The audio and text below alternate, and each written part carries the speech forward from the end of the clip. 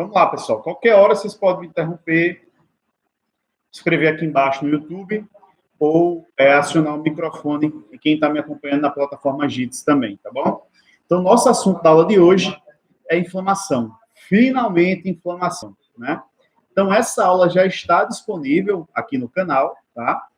Então, a gente tem inflamação propriamente dita, a gente estudou todos os mecanismos de inflamação, quais são as células importantes, né, que nós observamos durante esse processo de inflamação, quais são as células granuladas, que possuem na sua composição celular os granócitos, né, que são as histaminas, os mediadores químicos, as heparinas, as citocinas, algumas com leucotrienos, prostaglandinas, e aí nós fomos vendo durante todas essas aulas que antecederam, né? Então, mecanismo de inflamação 1, mecanismo de inflamação 2, até mesmo reação de hipersensibilidade do tipo 1.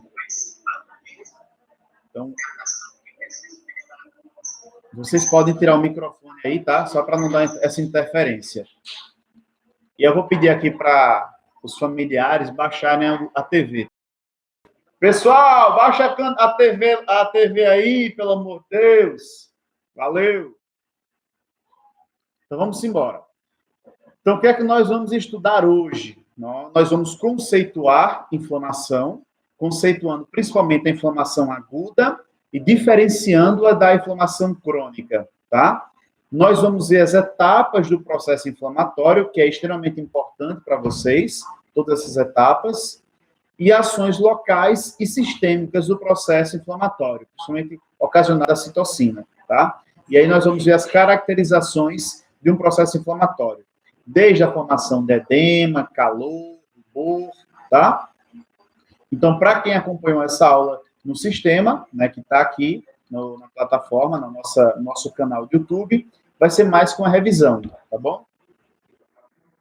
Então, nós sabemos que toda inflamação, ela começa como irritação, né? Então, é que nem aquele quadrozinho de o Seu Madruga beliscando o pijama do Kiko. Porque a gente sabe que ele não belisca o Kiko de verdade, né? Mas digamos que esse pijama aí do Kiko esteja sendo beliscado, né? Na verdade, seja o tecido epitelial dele. E como o tecido epitelial existem vários receptores, né? Atrelados ao epitélio, é importante que a gente entenda que esse tecido epitelial, ele tem um sistema, né, sensitivo, um sistema aferente, né, que ele recebe estímulos, tá? E nesse processo de receber estímulos, ele também pode ocasionar justamente a formação, né, dependendo do grau, de uma lesão.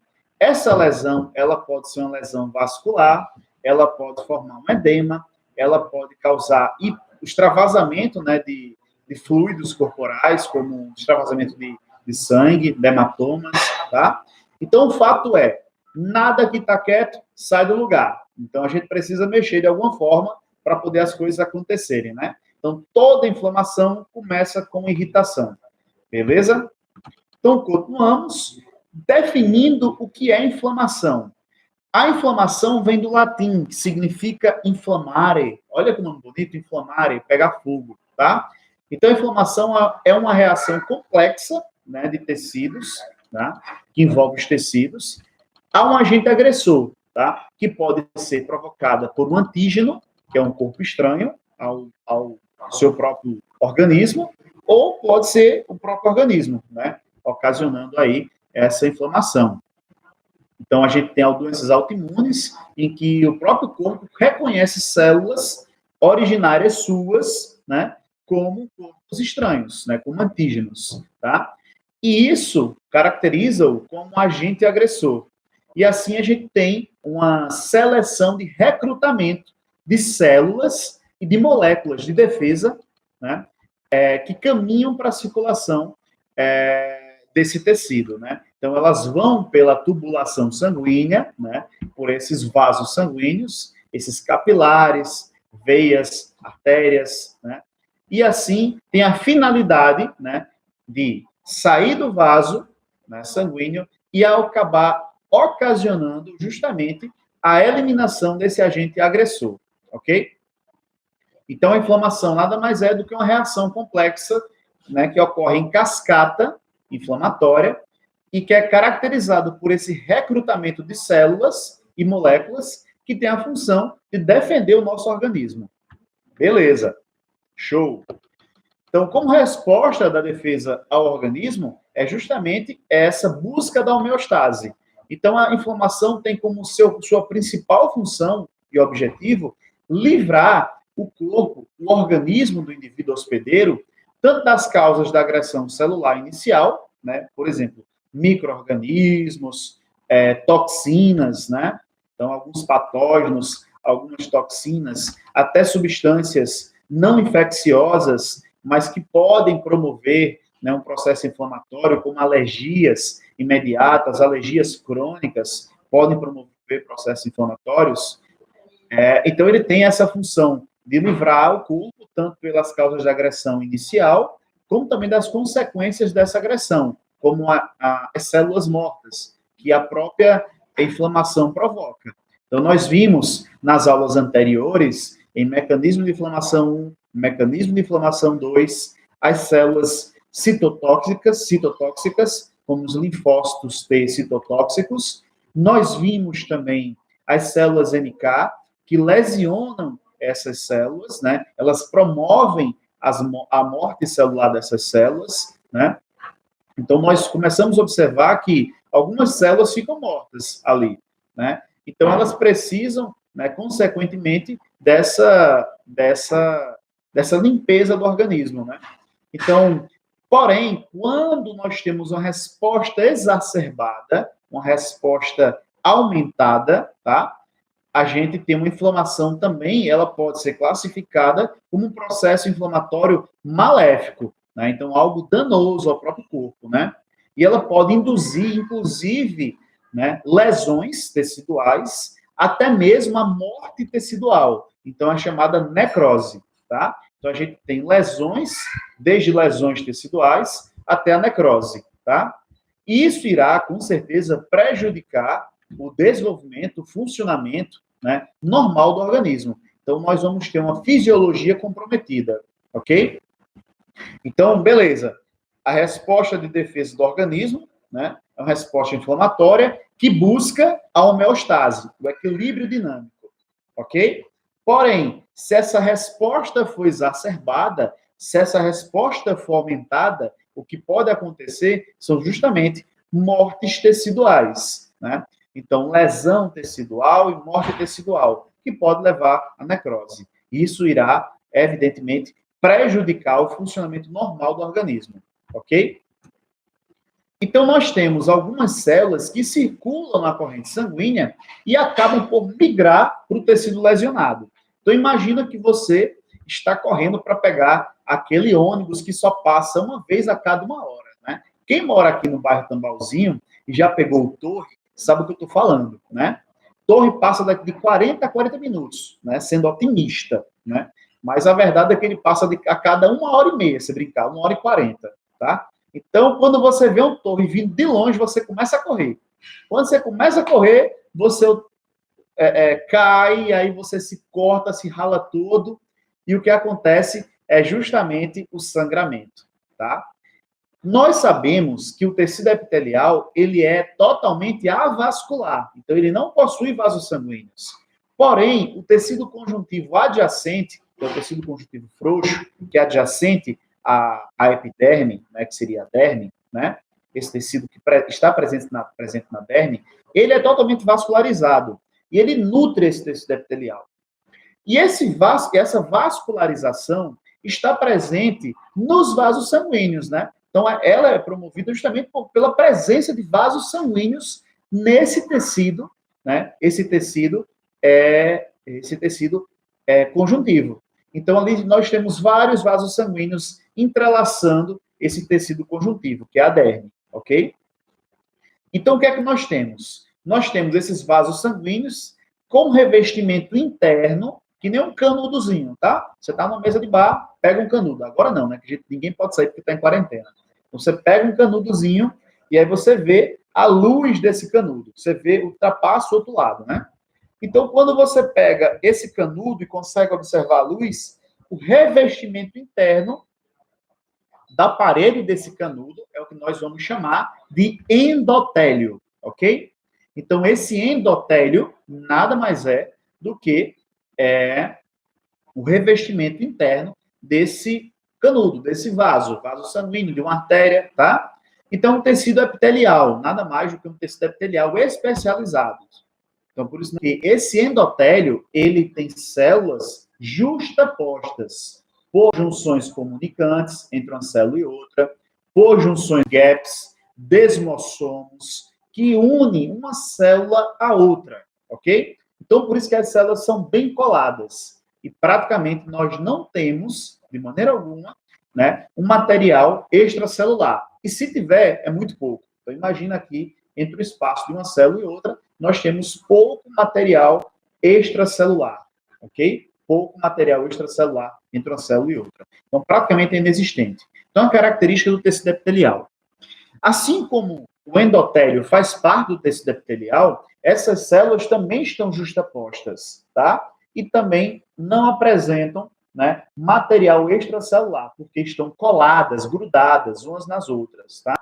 Mas algumas células que estão nesses vasos sanguíneos, elas acabam saindo do vaso sanguíneo, seja pelo rompimento, né, pelo próprio acidente promovido, né, você correndo para poder pegar o ônibus da torre, né, como falei anteriormente, ou seja por patologias como AVE, né, o AVC, um acidente vascular encefálico, ou aneurisma. A gente tem extravasamento desses vasos sanguíneos, né, desses capilares e dessas veias e artérias, tá?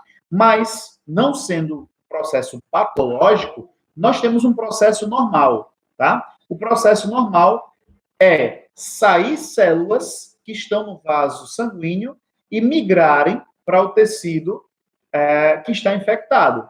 Né? Então, imagine que você se cortou e aí, como você caiu e se ralou no chão, você pegou algumas bactérias ali. E ali vai inflamar. Se você não tratar, aquilo ali vai inflamar. Né? Então, nós temos células como monócitos. Atenção, quem não sabe o que é monócito, assistam às aulas anteriores de mecanismo inflamatório 1, tá? E o monócito é uma célula mononuclear, sem apresentar polimorfismo nuclear. Então, é uma célula com um núcleo único e com formato único, tá? Então, esses monócitos, eles apresentam na sua constituição um núcleo em formato de rim, por isso que nós chamamos de formato riniforme, tá? E esses monócitos acabam migrando para o tecido lesionado.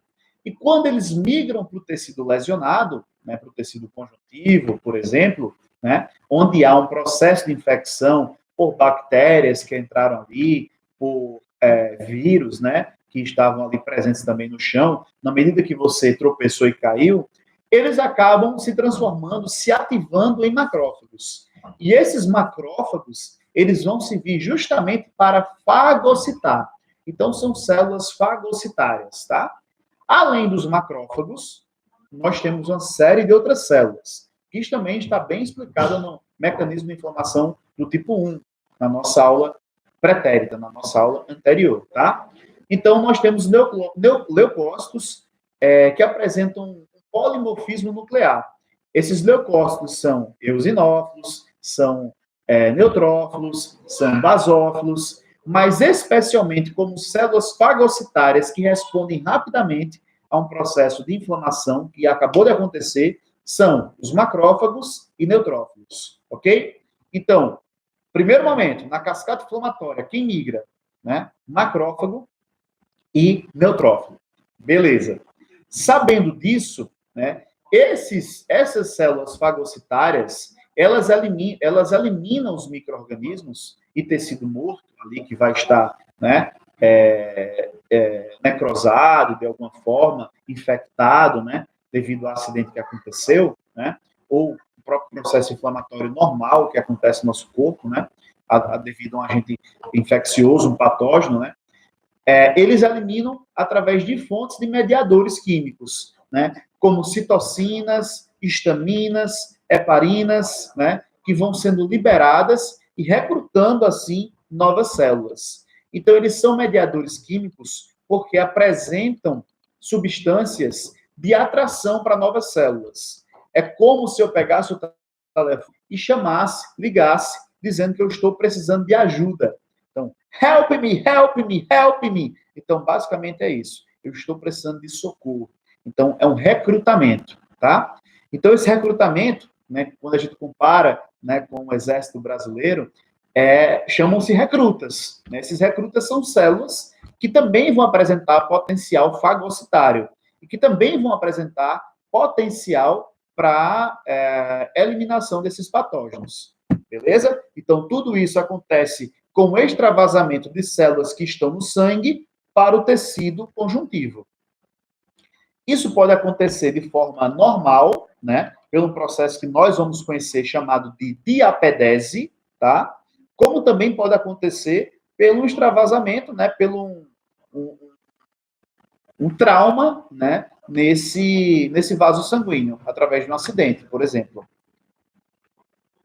Mas é importante diferenciar a inflamação aguda da inflamação crônica. Vamos começar pela inflamação aguda. Então, imagina uma unha encravada. Você vai no podólogo, né, para tentar tirar aquela unha encravada que te causa tanto problema na tua vida, que te causa dores, né, e apresenta aquela secreção, aquele infiltrado inflamatório, para não chamar de pus, né, aquela secreção purulenta, né. Então, a inflamação aguda, ela é um resultado comum nas respostas inflamatórias imunes inatas, ou seja, que responde rapidamente, né? Que o organismo responde rapidamente. E ela tem um início rápido, imediato, né? Então, essa inflamação, ela tem curta duração, ok? Dura minutos, horas, ou até mesmo alguns dias, tá? E é caracterizada pelo acúmulo de um edema, né, local, né, a formação do edema. Então, quem já teve uma unha encravada, né, sabe que se forma um edema avermelhado, né, e que se a gente toca naquele edema, ele é doloroso, tá? E ele também apresenta calor, tá? Que são uma das respostas do processo inflamatório, é justamente apresentar um edema, rubor e calor. Então, ele é vermelho, apresenta essa ruborização, que é a vermelhidão, e o calor, justamente pelas reações químicas que acontecem lá dentro. Então, a gente tem migração de proteínas plasmáticas oriundas do sistema complemento, tá?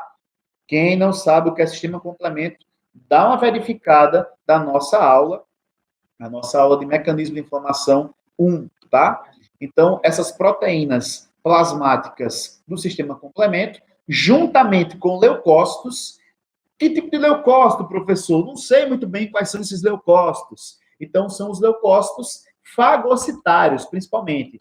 E um deles, né, o principal deles, que a gente pode chamar aqui para imunidade inata, são os neutrófilos, tá? Então, os neutrófilos apresentam aquele polimorfismo nuclear, né, em que nós temos o núcleo segmentado, né, contendo de 3 lóbulos a 5 lóbulos, que é muito fácil de ser observado numa lâmina histológica corada, tá, com HE, hematoxilina e eosina, tá, essa coloração, e é muito fácil de ser observado esse núcleo bem corado em roxo, tá, ou em azul, né, ok? Então, nós temos o recrutamento na inflamação aguda, principalmente de proteínas plasmáticas e neutrófilos, beleza? E a formação desse edema em forma aguda, né? Em forma imediata, né? Que dura minutos, horas ou alguns dias. Já na inflamação crônica, nós temos uma situação totalmente diferente. Imagina, aguda é uma coisa rápida, uma coisa imediata. Já na inflamação crônica, a gente tem uma maior duração, semanas, meses, ou até mesmo anos, pessoal. Então, nós temos vários anos que isso vai acontecendo gradativamente, ok? Então, a imunidade inata e adaptativa, as duas estão envolvidas nesse processo de inflamação crônica. Quem não sabe o que é imunidade inata e adaptativa, observem, assistam a nossa aula de mecanismo de inflamação do tipo 2. Né? Do tipo 2, na verdade, parte 2, perdão. Então, nós temos a imunidade inata e a imunidade adquirida, mas principalmente a imunidade adquirida sendo envolvida nesse processo, tá? E a inflamação prolongada, que pode levar a uma lesão tecidual, de fato, tá? Essa lesão tecidual é uma tentativa de reparo do corpo, né, que ocorre ao mesmo tempo que a inflamação está ocorrendo. Professor, de que forma? Não estou entendendo.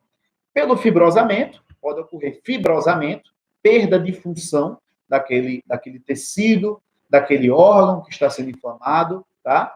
Então, a gente tem essa lesão tecidual. Até mesmo casos de necrose, tá? Então, a gente tem casos de necrose em que não há reversão da lesão tecidual e a necrose, a perda de função total. É só lembrar da esteatose hepática, gente. Esteatose hepática, até um determinado grau, a gente vai ocasionando a lesão tecidual, né, que é justamente a gordura no fígado, devido a dieta hipercalórica, acúmulo de triglicerídeos, no hemograma completo, vai dar TGO, TGP alto, né? Então, quando a gente tem esse tipo de inflamação crônica que leva anos, né, a gente sabe que a gente está promovendo células de adipócitos ali dentro do fígado. É um tipo de embolia, um tipo de gordurosa, tá? E esse tipo de embolia gordurosa pode promover uma lesão tecidual, né, que o organismo vai tentar, de alguma forma, fibrosar funções importantes do fígado, né, que são essas células, né, que estão lesionadas, principalmente pelo processo de embolia gordurosa, né, com adipócitos, que são células de gordura, tá? Então, a tentativa do corpo de responder, fibrosando. Mas, em alguns casos, nós temos a perda de função completa. E aí nós temos justamente a necrose de um tecido ou a necrose de um órgão. A necrose é a morte completa de um órgão. Seja por perda de função, pelo fibrosamento, ou, dependendo de um outro órgão, por falta de oxigenação, ok? Por falta de oxigenação. Já que estamos falando de tecidos, é importante lembrar do tecido sanguíneo, né? Então, um processo isquêmico, onde não há hiperperfusão sanguínea, né? Onde o sangue não flui por todo o corpo, por obstrução de um vaso linfático, obstrução de uma veia, de uma artéria, enfim, de qualquer tipo de sistema circulatório ou linfático, nós teremos uma obstrução e uma isquemia. E essa isquemia pode levar à necrose, ok? Porque a principal função do sangue é carregar oxigênio. E se a gente não tem esse oxigênio nutrindo todo o corpo, oxigenando e fazendo as suas trocas gasosas durante todo o corpo, a gente vai ter caso de necrose. Então, quais são as células associadas nesse mecanismo de inflamação crônica? Então, nós temos linfócitos, oriundos aí da imunidade adaptativa, os linfócitos, que estão presentes livres na corrente sanguínea, e também macrófagos, ok? Então, esses macrófagos fazem parte da imunidade inata. Então, percebam que na inflamação crônica, nós temos as duas imunidades atuando. A imunidade inata, o que você já nasceu com ela, né?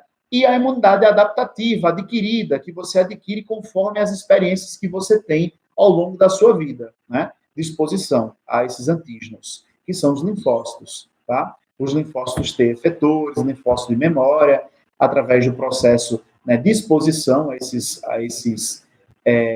antígenos, esses patógenos, né? Ou até mesmo no processo de vacinação, né?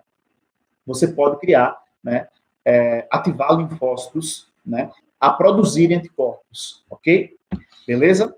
E aí nós temos a proliferação de vasos sanguíneos e tecido conjuntivo, né? Um fibrosamento desse tecido.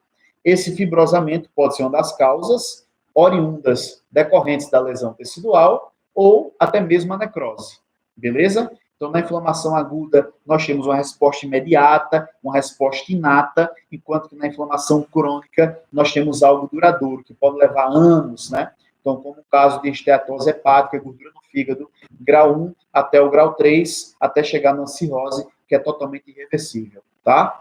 Então, nesses casos, nós temos essa lesão tecidual que pode promover o fibrosamento e perda total de função daquele órgão, tá? E quais são as células envolvidas? As migrações de células como linfócitos e macrófagos. Tranquilo? Belezinha? Então vamos para a parte mais legal, que são as múltiplas etapas da inflamação. Mas antes disso, o professor aqui precisa, né, lubrificar as pregas vocais, ok? Por gentileza, uma água. Então vamos lá. Múltiplas etapas da resposta inflamatória. Gente, nós temos uma cascata inflamatória, mas até que essa cascata inflamatória ocorra, nós temos células que estão na luz dos vasos sanguíneos tentando migrar para o meio externo, que é onde está ocorrendo o processo de infecção. Então, vocês viram que o tecido, vamos lá, relembrando, vocês viram que o tecido epitelial é um tecido avascular, beleza? É um tecido avascular. Vocês viram que esse tecido epitelial avascular, ele não possui vasos sanguíneos. Então, prefixo A é um prefixo de negação, não possui vasos sanguíneos. E o tecido vascularizado é justamente aquele tecido que vai apresentar, né, vaso sanguíneo. Então, esses vasos sanguíneos estão presentes no tecido conjuntivo. Esse tecido conjuntivo, seja ele frouxo, denso, mas principalmente o frouxo, né, o que está mais próximo da nossa pele, né, dos vasos sanguíneos, é nele onde pode estar ocorrendo o processo inflamatório, né, pela ruptura, né, de um perfuro cortante que penetrou a pele, né, de uma agulha, de uma lança, de uma lâmina, ou até mesmo de um corte, né, para você correr e pegar o ônibus da torre e você acabou caindo e se cortando, né? Então, isso pode acontecer de qualquer forma, tá? Mas o que vai ser lesionado é justamente o tecido conjuntivo. Mas para essas células chegarem no tecido conjuntivo, nós temos uma cascata, né? Essa cascata vai se chamar, né, de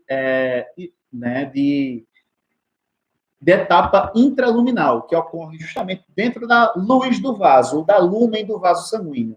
Então, é como se você estivesse pegando o seu canudinho, tá? E aí, dentro do canudinho, você conseguisse observar essa luz, essa lúmen do vaso. Então, tudo vai estar acontecendo aqui dentro do vaso sanguíneo. Até que ele sai e extravasa para o meio externo, que é justamente o tecido conjuntivo. Então, entendam comigo. Então, nós temos leucócitos, verdade? Então, nós temos leucócitos, né? Nós temos glóbulos vermelhos, chamados de eritrócitos, mas ainda assim chamados de glóbulos vermelhos, série vermelha, em muitos hemogramas. E nós temos os glóbulos brancos, os leucócitos, tá? Chamados aí de glóbulos brancos, né? Em muitos hemogramas, os leucócitos, tá? Que são as células de defesa. Dentro do sangue.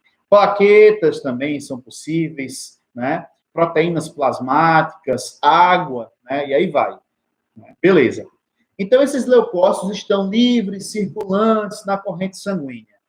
Mas esses leucócitos, para poderem eles migrarem para o tecido conjuntivo, né? Eles precisam se aderir ao endotélio.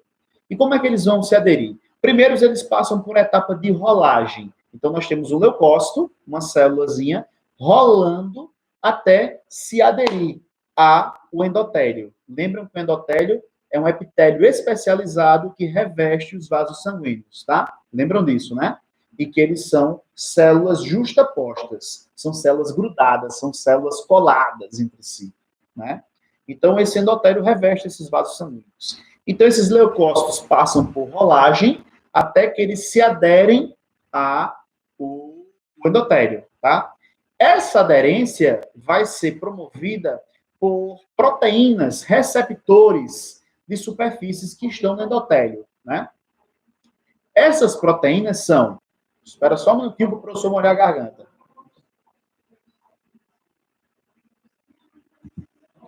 Essas proteínas são as proteínas selectinas, proteínas e eita, quase que não sai, proteoglicanos, beleza? Porque o pensamento vai mais rápido do que a fala, muitas vezes não obedece. São um dos sintomas do AVE, né, gente? Né? Então, quem já viu isso aí, na fala embolada, acompanha a aula, sobre acidente vascular encefálico. Deus o livre, está com isso. Né? Mas vamos lá. Então, as proteínas como selectinas, proteínas ligantes, né, como integrinas, estão presentes na superfície desse endotélio. Então, é como se eu tivesse uma camada de endotélio e nós temos proteínas que estão nessa superfície desse endotélio. A rolagem vai acontecendo até que a adesão começa a acontecer. A adesão às integrinas, elas são feitas, ela rola, e aí começa a rolar, procurando esse leucócito rola, procurando a ligação estável, que não encontra em selectinas, que não encontra em outras proteínas, como os proteoglicanos, não se encontra, tá? E eles continuam a rolar, tá? É como se você deitasse no chão e saia enrolando, até você chegar um momento que você para. Você para porque você encontrou uma situação estável. Imagina você rolando numa rampa até você encontrar o equilíbrio, a estabilidade, tá? Então, quando você encontra essa estabilidade, né, que é justamente as integrinas, essa adesão se torna uma adesão estável. Então, as integrinas integram, mais uma vez, pela terceira vez, as integrinas integram. Tá? Então, essas integrinas, elas acabam promovendo essa adesão estável, tá? E aí, nesse momento, o que é que acontece? O que é que acontece? As células do endotélio, elas acabam por se abrir, porque essas integrinas se ligam a outros receptores, que não vem o caso de falar aqui, como receptores CD31, né, que acabam por promover essa abertura do endotélio, tá? E assim a gente tem um processo chamado de processo de diapedese. Então, calma, professor, me desesperei. Estou perdendo os cabelos feito o senhor. Calma. Então, o que é que acontece, minha gente? O processo de diapedese nada mais é do que a saída de leucócitos para um ambiente onde está acontecendo a infecção, onde está acontecendo o processo inflamatório, tá? Então, nós temos o leucócito migrando e rolando, tá? Eles rolando no endotélio até encontrar uma ligação estável. Essa ligação estável é promovida pelas integrinas. Então, as integrinas integram. Então, elas grudam os leucócitos ao endotélio. E assim, esses leucócitos grudados, através dessa ligação estável, eles conseguem ultrapassar a barreira endotelial. Claro que, além disso, nós vamos ter um processo chamado de vasodilatação, tá? Essa vasodilatação acontece, né, justamente também para promover esse fluxo sanguíneo bem maior, né, fazendo essa vasodilatação e promovendo também a saída desses leucócitos da corrente sanguínea. O oposto da vasoconstricção, tá? A vasoconstricção presente em alguns anestésicos locais, ou até mesmo em compressas de gelo, é totalmente diferente, tá? Então, eles contraem o vaso sanguíneo. Essa vasodilatação, ele aumenta o calibre do vaso sanguíneo. Então, eles aumentam o calibre do vaso sanguíneo. Tá? Então, aumenta o fluxo sanguíneo também. Então, o vaso que tinha uma luz pequena, ele agora se torna uma luz grande, tá? E aí, através do processo de diapedese, também separação das células que estão justapostas, das células endoteliais, elas também acabam por se separar, promovendo assim a saída dessas células, desses leucócitos, tá? Então, esses leucócitos são leucócitos fagocitários que vão atuar no processo de fagocitose às bactérias, aos micro-organismos, ok? À medida que eles vão fagocitando essas bactérias, até mesmo vírus, né, e outros agentes, né, bioagentes patogênicos, né, eles vão fagocitando, eles vão liberando também substâncias químicas, mediadores químicos, tá? Como quimiocinas. Essas quimiocinas se ligam à superfície do endotélio, tá? Toda essa aula está bem exemplificada e está bem didaticamente ilustrada na própria inflamação. Então, nada mais, isso aqui é um reforço do que já foi explicado durante o processo de inflamação, tá? Então, essas quimiocinas são liberadas e se aderem ao endotélio, tá?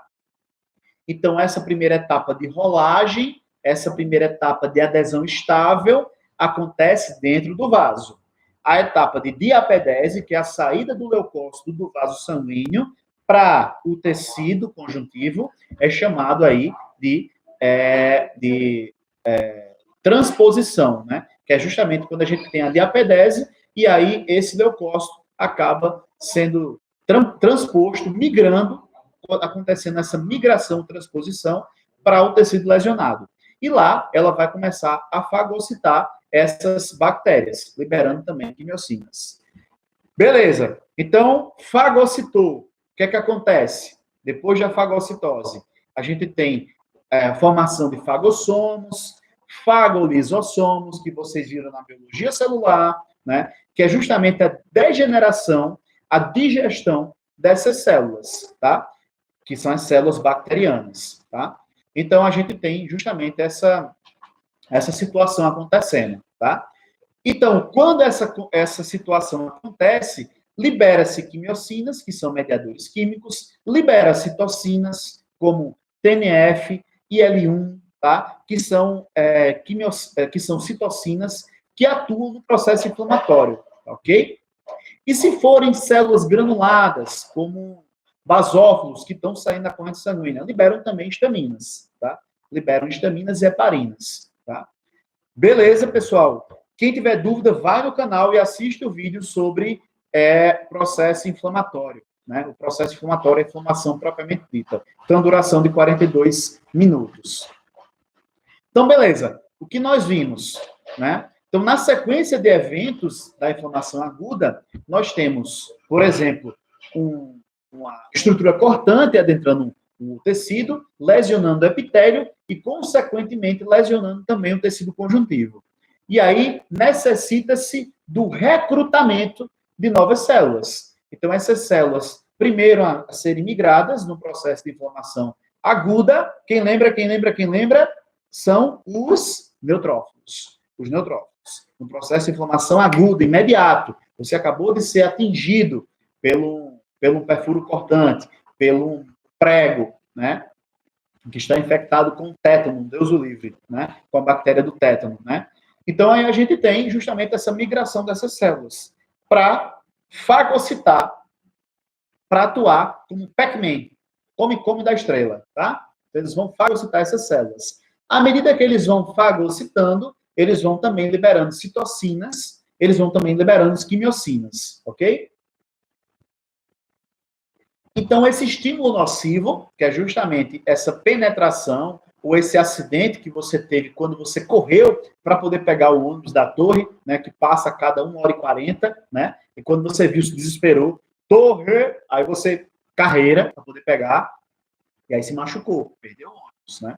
Então, esse estímulo nocivo ao corpo acaba por desencadear mediadores inflamatórios, viu? As citocinas, as quimiocinas e, principalmente, histaminas, ok? Além disso, nós temos, como eu falei, a vasodilatação, que é justamente uma hiperemia causada pelo rubor e calor. Então, nós temos uma vasodilatação, né? Então, nós vamos ter uma vermelhidão local no processo, nós vamos ter também um calor. Se você tocar numa ferida que está inflamada, vocês vão ver que ela tem um calor, tá? A gente tem, com essa vasodilatação e esse edema, né, a gente tem um aumento da permeabilidade vascular, que é justamente quando a gente tem um processo de vasodilatação, a gente promove essa permeabilidade celular do vaso sanguíneo, ok? Então, é como se a gente enchesse uma mangueira de água e fizesse pequenos furinhos nessa mangueira. O que é que vai acontecer com a mangueira quando você ligar a torneira? Vai extravasar água para tudo quanto é lado, né? Então, vai sair água por esses poros. Então, a mesma coisa. A gente tem essa permeabilidade vascular, né, esse extravasamento, promovido pela vasodilatação e também pelo processo de diapedese, que é justamente o afastamento dessas células, né, endoteliais. E assim, finalmente, nós temos as migrações de leucócitos para a circulação, da circulação para o sítio de agressão. Pegando como exemplo aí, o monócito que estava lá de boa, boaça, no vaso sanguíneo, tranquilaço, né? Então, a gente vai ter justamente nesse processo, né, o leucócito saindo, perdão, esse leucócito que é o monócito, saindo de boa e se ativando no macrófago, no tecido lesionado, no tecido que necessita efetivamente da intervenção, né, da fagocitose. Então, essas são células fagocitárias. Então, macrófagos, neutrófilos, por exemplo, são células fagocitárias e são as das primeiras a chegarem no processo de inflamação. E aí, entenderam tudo? Meu Deus do céu, né? Migração de leucócito da circulação para o sítio de agressão. Estou em desespero. Vem-te embora, cambada, que a gente vai empreender mais ainda, tá bom? Então, vamos lá. Então, essa migração de leucócito da circulação para o sítio de agressão é uma das funções essenciais da inflamação, né? Então, nós temos um encaminhamento dos leucócitos, nós temos esse encaminhamento dos leucócitos para a área lesada. Então, mais uma vez, estou repetindo. Quando um professor repete uma coisa várias vezes, saquem, peguem, né? Que é porque isso é uma coisa importante que certamente pode ser cobrado futuramente, numa questão de Enem, ou numa questão de prova, ou numa questão de ENAD, ok? Então, essa migração é uma função essencial para a inflamação, né? Então, temos leucócitos sendo encaminhados, né, para as áreas lesionadas, né, e posteriormente a ativação desses leucócitos, como no caso, aí os monócitos se ativando em macrófagos. E essas células ativadas, elas vão desempenhar funções, né, normais do seu hospedeiro, que as funções normais, fisiológicas, vai ser justamente o processo de defesa imunológica, ok? Beleza. Então, nós podemos separar essas etapas de migração do leucócito da circulação para o sítio de agressão em etapa A, B e C. Eu transformei essas 3 etapas didaticamente. Isso não existe no livro, né? A, B e C, mas eu transformei didaticamente. A primeira etapa é a etapa A. É a etapa intraluminal. O que eu falei para vocês. Peguem um canudinho e observem a luz do canudo. Essa luz do canudo é chamada também de lúmen do canudo. E esse canudo nada mais é do que um vaso sanguíneo, tá? Então, essa migração, rolagem e adesão ocorre na etapa intraluminal, ou seja, os leucócitos, eles começam a rolar procurando adesão estável, né, ao endotélio, ok? Até que eles encontram a integrina, porque as integrinas fazem o quê? Integram. Eles promovem a adesão estável, tá? Então, adesão estável lembra de integrina, tá bom? Então, depois nós temos a transmigração, que é justamente a migração, né? Depois desse processo, né, que nós temos, que é o processo de transmigração, que é o processo de diapedese, ok? Essa diapedese é promovida por quem? Pela separação das células endoteliais. As células endoteliais promovem um afastamento, justamente por essa adesão estável e ligações químicas que acontecem, fazendo com que essas células se afastem. Então, o que tudo era junto antes, dentro do vaso sanguíneo, vai fazer o quê? Se afastar, tá? E assim, ó, a gente consegue observar o outro lado. Então, nesse outro lado, a gente consegue justamente permitir a permeabilidade de células, né, de leucócitos para essa outra região. Beleza? Então, aí ocorre a migração na etapa C, ocorre a migração de leucócitos no tecido em direção ao sítio, ao foco da agressão. Beleza?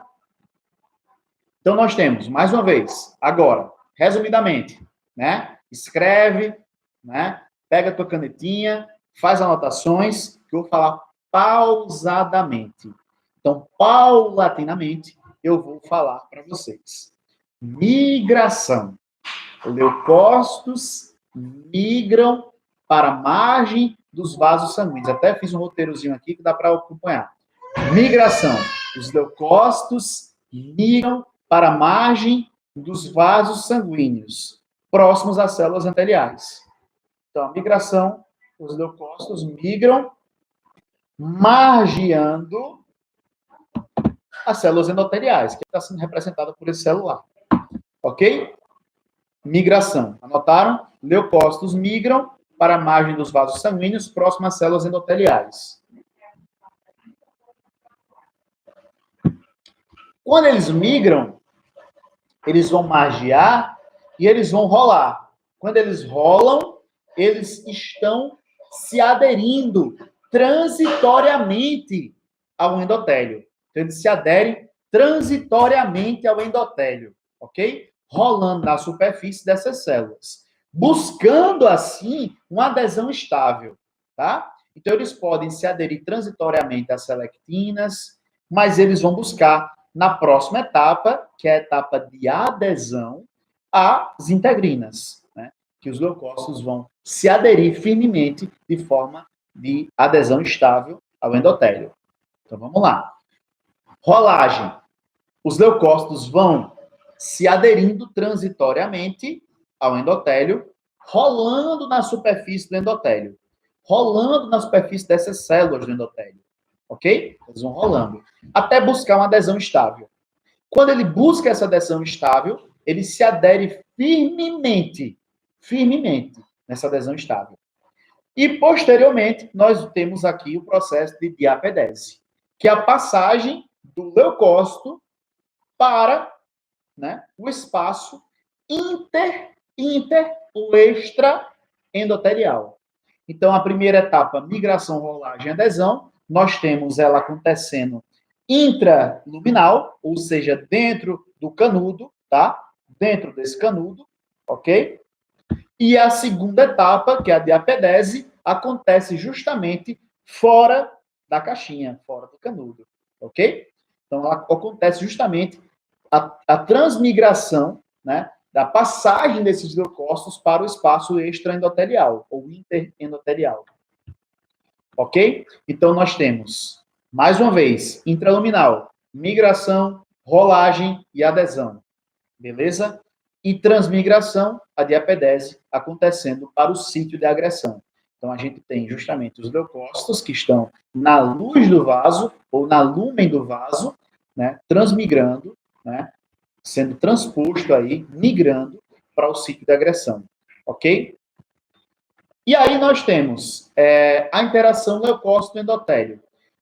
Nesses locais onde ocorre a interação entre leucócito e endotélio, nós temos algumas citocinas, né, sendo liberadas, como eu falei para vocês, a TNF, a IL1, né, que são citocinas que fazem parte do processo inflamatório, né? E essas citocinas, elas ativam as células endoteliais, né, como a produzirem, né, elas ativam a produzirem as selectinas ligantes, as integrinas, né, as quimiocinas, tá? Então, nada mais justo do que um produto das citocinas é justamente induzir a produção de proteínas ligantes, né? Então, vejam que é um ciclo, um loop eterno, gente. Né? Como já dizia lá no seriado de Dark, né? É um loop eterno. É um ciclo que não se acaba, que não se fecha, tá? Na verdade, que não se fecha, não, que não tem fim, tá? É uma eternidade. Aquele símbolo da eternidade que muitas pessoas tatuam, né? Lindo, né? Coraçãozinho. Então, vamos lá. A selectina, as ligantes, as integrinas, elas acabam sendo produzidas por esses fatores de TNF e L1, ok? Assim como as quimiocinas também promovem induzem a produzir essas proteínas ligantes. Mas as selectinas medeiam ligações fracas. Selectinas, migrações fracas. Elas selecionam, mas fracas, né? Na rolagem, durante a rolagem. Porém, as integrinas, né, elas ativam as ligações aos ligantes, nas integrinas, e medeiam firmes adesões aos leucócitos. E aí nós temos adesões estáveis, tá? E assim nós temos os leucócitos, passam pelas junções, né? Passam pelas junções, tá? Das células endoteliais, promovendo assim o processo de diapedese. Ok? Tranquilo? Além disso, nesse processo todo, nós temos o foco da agressão, substâncias quimiotáxicas, ou quimiotaxia acontecendo. ok? E o que é a quimiotaxia, professor? Químio vem de substâncias químicas, moléculas químicas, ok? E taxia vem de aproximação. Essa quimiotaxia também acontece durante a reprodução sexuada em vários animais, né? Onde há a fecundação, onde existe a fecundação, tá? Então, o ovócito secundário, né? Ele acaba eliminando, a partir das suas células foliculares, né? Os folículos que estão ao redor do ovócito, na corona radiata, ela acaba liberando substâncias quimiotáxicas, né, quimiotaxia, né, acaba acontecendo esse processo, para a atração do espermatozoide. Então, nada mais é do que a quimiotaxia, do que uma substância que atrai leucócitos, tá? Então, a migração dos leucócitos só é possível no tecido em direção à substância, né, em direção aos agentes patogênicos, o foco da infecção, a bactérias, a vírus, justamente por substâncias químicas, agentes quimiotáticos, tá? Então, produzidos a partir do processo inflamatório, ok? Então, a gente tem como agentes quimiotáticos, né? Ou no processo de quimiotaxia, quem são os agentes? Substâncias exógenas, né? Produtos bacterianos, né? Que produzem isso, tá? E substâncias endógenas, que são as quimiocinas, tá? Então, as quimiocinas são substâncias que promovem a quimiotaxia. E como resultado dessa quimiotaxia, o que é que acontece? Fagocitose, come da estrela, Pac-Man. Então, as bactérias vão ser, né, digeridas, fagocitadas. Pelo menos espera-se, né, que elas sejam. Se não forem, aí a gente vai ter que acionar a imunidade adaptativa. É Mayday, Mayday, Mayday. A gente começa a recrutar novas células da imunidade adaptativa, como os leucócitos, os linfócitos, perdão, os linfócitos citotóxicos, por exemplo, né, que acabam lesionando, matando essas células infectadas, né? Ou então os linfócitos auxiliares. Ficou com dúvida, né? Sobre a imunidade inata e imunidade adquirida. Assista o Mecanismo de Inflamação 2, parte 2, tá? Que eu falo especificamente sobre esse processo. Ok? Então, a fase de fagocitose, o que é que acontece? Nós temos uma fase bastante conhecida, que é o reconhecimento, o englobamento, a desgranulação, né, que é justamente a liberação de lisossomos com enzimas digestivas, né, para desgranular, né, e a destruição do material fagocitado, tá? Então, esse reconhecimento acontece, é o cara crachá, cara crachá, cara crachá, cara crachá, cara crachá, opa, você não entra, você não entra. Então, aí, nesse caso, acontece justamente o bloqueio, tá? Então, nesse bloqueio, parou, stop, pode ocorrer um englobamento, a fagocitose dessas partículas, desses antígenos, né, desses corpos estranhos ao indivíduo, né, e a desgranulação com a fagocitose, né, fazendo que o fagolisossomo seja, libere lisozimas, né, para desgranulação, enzimas digestivas, e a destruição total de matérias. Caso contrário, nós temos que entrar com a administração de fármacos, mas também temos que administrar fármacos, tá? Né? Nós temos algumas enzimas proteolíticas sendo liberadas. Essas enzimas proteolíticas, elas podem, né, também, junto com essas enzimas proteolíticas, podem ser liberados radicais livres. Então, a inflamação, ela pode causar lesão tecidual, porque os mecanismos efetores da inflamação e dos fagócitos eles utilizam desses mecanismos para matar micro-organismos. Eles também são tóxicos ao hospedeiro, são tóxicos ao próprio indivíduo, né? Então, se essa inflamação é exacerbada, nós temos citocinas pró-inflamatórias importantes, como TNF, IL-1, IL-6, que é interleucina 1, interleucina 6, né? Enzimas proteolíticas. Sim, pois não? Repete, por favor, Maíra, a pergunta. Repete a pergunta, por favor, Maíra. Ou foi algum erro da conexão? Eu não sei se foi uma pergunta.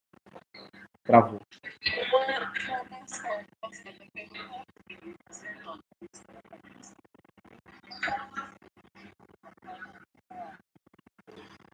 O fato é que a gente tem uma batalha acontecendo, né? É uma batalha armamentária.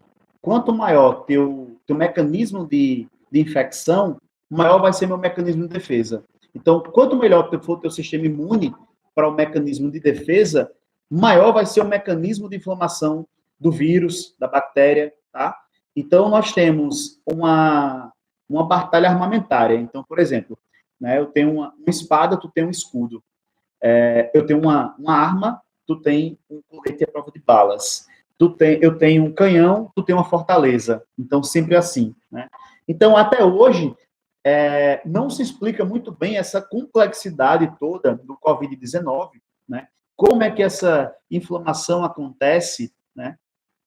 De acordo com esses mecanismos de inflamação, porque é um vírus que apresenta um ciclo complexo, né? Que atinge várias partes do corpo, tá? Então, não só os pulmões, mas temos artigos publicados que também há reprodução, né? Há condições sistêmicas em vias renais, e outros órgãos também são acometidos, né? Então, eu não saberia te dizer especificamente quais são os mecanismos inflamatórios e os mecanismos de defesa que o corpo tem, né? E quais são os fármacos que estão se entrando para administrar. É certo que uma linha de defesa, né, uma linha de pesquisa que está sendo feita as pessoas que foram infectadas e se curaram, né, momentaneamente do Covid, né, mas certamente, né, certamente não, mas talvez possam pegar o vírus novamente, né, mas essas pessoas que se curaram vão ter no seu plasma sanguíneo anticorpos. Então, tentando aí, né, responder, mas ao mesmo tempo não respondendo, porque tudo é muito novo, né, procurar anticorpos, procura de anticorpos e vacina, né. Eu não sei exatamente quais são os mecanismos efetores do COVID no sistema, no organismo humano. E quais são os mecanismos de defesa que o organismo humano, nesses pacientes ou pacientes assintomáticos, né, ou pacientes que se curaram, desenvolveram, né? Então, é preciso buscar mais leitura de mais trabalhos científicos para poder entender isso aí. Beleza? Obrigado pela pergunta. Excelente, excelente colocação. Então, vamos lá. Chegando ao final da nossa aula, né? E agora, José? Quais são as ações locais sistêmicas das citocinas na inflamação? O que é que acontece com o corpo depois da inflamação?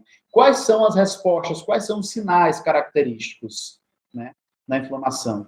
Então, eu gostaria de falar para vocês, simplificar sinteticamente, né, algumas ações locais, outras sistêmicas, né, no processo inflamatório. O primeiro deles é o calor. Então, são características da inflamação. O calor. Então, aumento da temperatura local. Esse calor, ele advém também, caminha junto, né, de um rubor, que é uma vermelhidão local.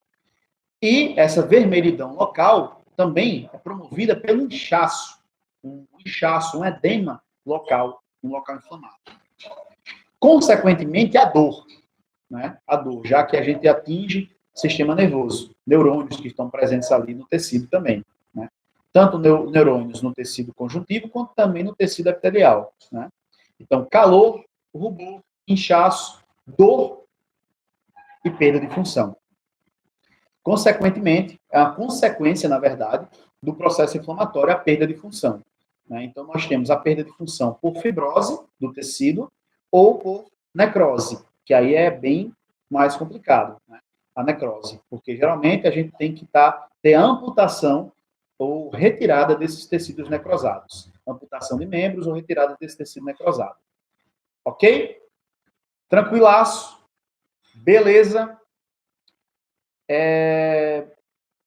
Eu tenho aqui nessa aula de inflamação umas perguntas que vocês podem responder, né, com o estudo dirigido.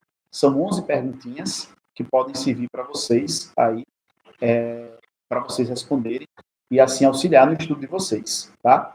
Então tá lá na nossa aula, ok? Com bibliografia, gente, tudo que foi falado, tudo que foi retirado, né, é do capítulo de Patologia Geral, capítulo 4, né, de Blogliolo, né, que é das bases da patologia, e principalmente, né, porque isso é só um capítulo dentro de um livro de Patologia Geral, mas principalmente a nossa base, nosso livro ABAS, né, é a nossa Bíblia, ABAS, Imunologia Celular e Molecular, é a nossa Bíblia.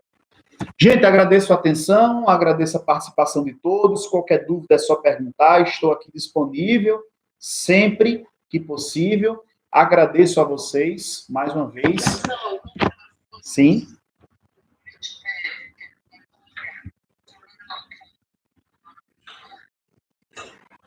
Boa. Né? Para quem é meu aluno aqui do Uniesp e acompanha o canal, eu vou colocar alguns exercícios e vou explicar novamente quais são esses exercícios que vocês precisam entregar, tá bom?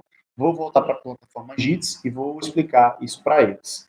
Por enquanto, né, nossa programação aqui no YouTube se fecha por aqui.